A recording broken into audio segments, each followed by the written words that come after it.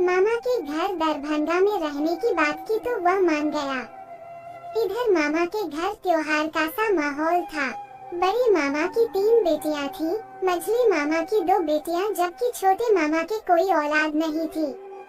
18-19 साल की उम्र में दीपक बैंक में क्लर्क बन गया तो मामा की खुशी का ठिकाना नहीं रहा। वहीं दूसरी ओर दीपक की छोटी मामी, जिनकी शादी को महज 4-5 साल हुए थे, की गोद सूनी थी। छोटे मामा प्राइवेट नौकरी करते थे। वे सुबह नहा धोकर 8 बजे निकलते और शाम के 6-7 बजे तक लौटते। वे बड़ी मुश्किल से घर का खर्च चला पाते थे।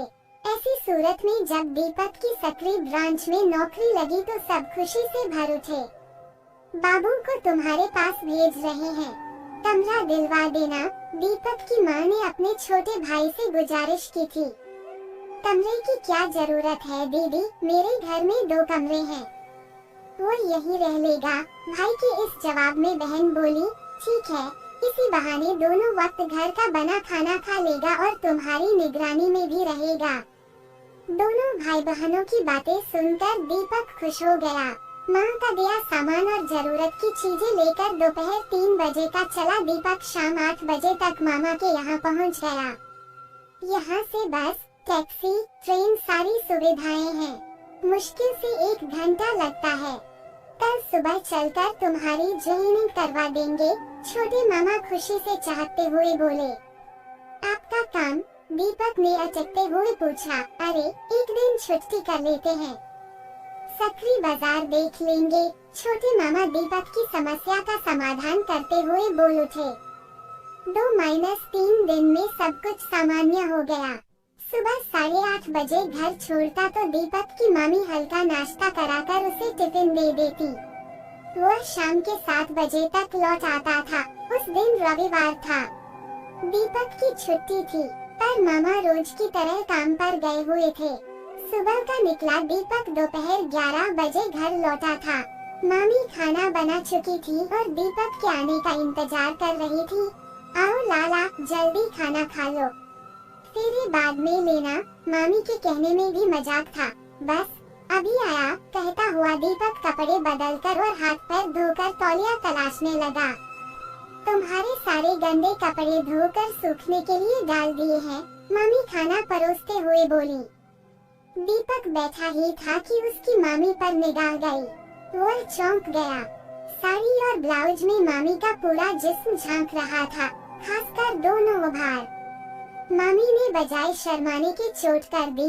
क्यों रे, क्या देख रहा है? देखना है तो ठीक से देखना। अब दीपक को अजीब सा महसूस होने लगा। उसने किसी तरह खाना खाया और बाहर निकल गया। उसे मामी का बर्ताव समझ में नहीं आ रहा था। उस दिन दीपक देर रात घर आया और खाना खाकर सो गया। अगली सुबह उठा तो मामा उसे बीमार बता रहे थे। शायद बुखार है, सुस्त दिख रहा है, रात बाहर गया था ना, थक गया होगा, यह मामी की आवाज थी। आखिर माजरा क्या है? मामी क्यों इस तरह का बर्ताव कर रही है? दीपक जितना सोचता उतना उलझ रहा था। रात खाना खाने के बाद दीपक बिस्तर पर लेटा तो मामी ने आवाज दी। वो उठकर गया तो चौंक गया।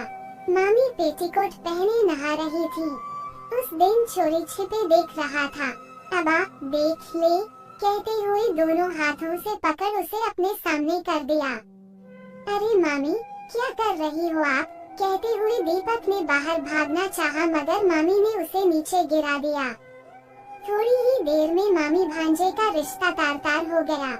दीपक उस दिन पहली बार किसी औरत के पास आया था।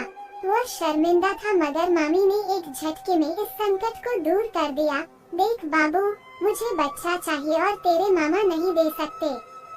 तू मुझे दे सकता है, मगर ऐसा करना गलत होगा, दीपक बोला।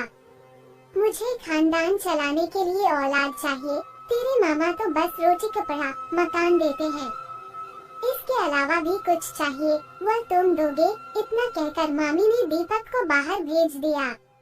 उसके बाद से तो जब भी मौका मिलता मामी दीपक से काम चला लेती, या यूं कहें कि उसका इस्तेमाल करती। मामा चुप थे या जानबूझकर अनजान थे, कहा नहीं जा सकता। मगर हालात ने उन्हें एक बेटी का पिता बना दिया। इस दौरान दीपक ने अपना तबादला पटना के पास करा लिया। पटना में रहने पर घर से आना जाना होता था। छोटे मामा के यहाँ जाने में उसे नफरत सी हो रही थी। दूसरी ओर मामी एकदम सामान्य थी, पहले की तरह हंसमुख और बिंदास। एक दिन दीपक की माँ को मामी ने फोन किया। मामी ने जब दीपक के बारे में पूछा तो माँ ने झट से उसे फोन पकड़ा दिया। हाँ मामी प्रणाम, कैसी हो? दीपक ने पूछा तो वे बोली, मुझे भूल गए क्या लाला? छोटी ठीक है, दीपक ने पूछा तो मामी बोली, बिल्कुल ठीक है। वाह, अब की बार आओगे तो उसे भी देख लेना। अब की बार तुम्हें आलू वड़ा खिलाएंगे, तुम्हें खूब पसंद है ना? दीपक ने हाँ कहते हुए फोन काट दिया। इधर दीपक की माँ जब छोटी मामी का बखान कर रही थी तो वह मामी को याद कर रहा था जिन्होंने उसका आलू वड़ा की तरह इस्तेमाल किया और फिर कचरे की तरह कूड़ेदान में फेंक दिया। औरत का यह रूप उसे अंदर ही अंदर कचोट रहा था। मामी को बच्चा चाहिए था तो गोद ले सकती थी या सरोगेट, मगर इस तरह, इससे आगे वह सोच न सका। माँ चाय लेकर आई तो वह चाय पीने लगा, मगर उसका ध्यान मामी के घिनौने काम पर था। उसे चाय का स्वाद कसला लग रहा था।